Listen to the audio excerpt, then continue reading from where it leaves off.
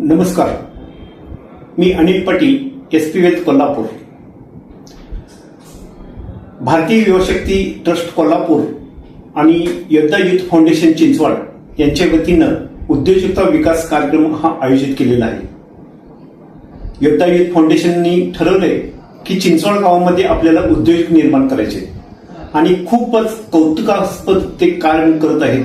त्यांच्या कार्याला आमच्याकडून खूप खूप शुभेच्छा आहेत आणि उद्योजक निर्माण झाले पाहिजे. नोकरी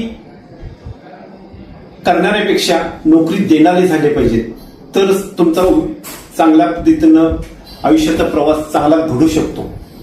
आज आपल्या देशामध्ये प्रचंड मोठ्या प्रमाणात बदल होत आहेत आणि उद्योजक करण्यासाठी प्रचंड मोठ्या संधी पण उपलब्ध आहेत.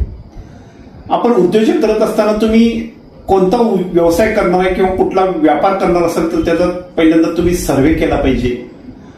त्यासाठी लागणारी गुंतवणूक किती आहे, त्यासाठी लागणारं इन्फ्रास्ट्रक्चर काय करायला पाहिजे, ह्या सगळ्या गोष्टींचा अभ्यास केला पाहिजे. आपल्या पश्चिम महाराष्ट्रामध्ये गुंतवणूक हा विषय घेऊन अग्रेसिव्ह मध्ये काम करत असताना मला आपल्याला खूप मोठा आनंद वाटतो की एसपी वेल्थच्या माध्यमातून सुमारे 450 कोटीचा निधीचं आज व्यवस्थापन करत असतो. गुंतवणूक शास्त्र हा फार मोठं शास्त्र आहे आणि प्रत्येक व्यक्तीनं गुंतवणूक करताना जागरूक झालं पाहिजे, आर्थिक साक्षरतेचे धडे घेतले पाहिजेत आणि विविध मालमत्तेचा अभ्यास केला पाहिजे आणि मगच गुंतवणूक केली पाहिजे. गुंतवणूक म्हणजे एखादा शेती केल्यासारखा प्रकार आहे. शेतामध्ये पीक घेण्यासाठी त्या शेताची पहिल्यांदा मशागत करावी लागते, पहिल्यांदा बी पेरावं लागतं आणि वर्षानुवर्षे सातत्यानं त्याच्यामध्ये कष्ट करावं लागतं आणि मग वर्षाच्या शेवटी तुम्हाला उत्पन्न मिळवता येतं.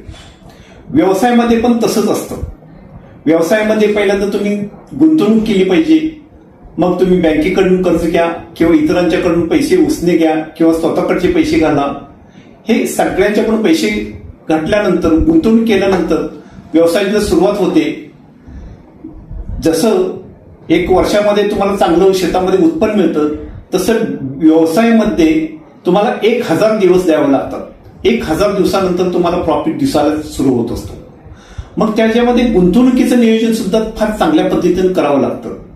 गुंतवणुकीचं नियोजन करत असताना तुमचे व्यवसायामध्ये वेगवेगळे प्रकारचे खर्च होत असतात.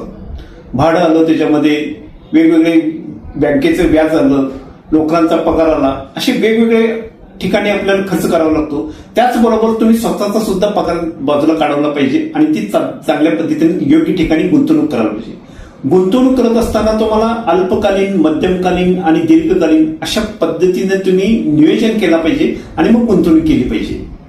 त्यासाठी गुंतवणूक करत असताना पहिल्यांदा आर्थिक साक्षरतेचे तुम्ही धडे घेतले पाहिजेत आणि व्यवसाय चालू करत असताना सुरुवातीला काही दिवस तुम्ही गुंतवणूक करू नका, पण काही दिवसानंतर स्वतःचा पगार बाजूला काढा आणि चांगल्या ठिकाणी गुंतवणूक केला तरच तुम्हाला भविष्यामध्ये एक चांगली संपत्ती निर्माण होते आणि व्यवसाय सुद्धा चांगल्या पद्धतीने तुम्हाला चालत असतो. त्याच्यामध्ये बऱ्याच ठिकाणी मी बघितलेलं आहे, पण व्यवसाय मोठा आहे पण स्वतःकडे गुंतवणूक काहीच नाही, कारण आलेली सगळी गुंतवणूक व्यवसायामध्ये केली जाते. व्यवसाय मोठा होत असतो पण स्वतःकडे पैसे काहीच शिल्लक राहत नाही. अशी परिस्थिती येऊ नये म्हणून गुंतवणुकीचं नियोजन करणं हे फार महत्वाचं आहे. उद्योजकांना मी एक आपल्याला उद्देश सांगू शकतो की गुंतवणुकीचं नियोजन करा आणि समृद्ध आणि श्रीमंत आयुष्य घडवा. धन्यवाद.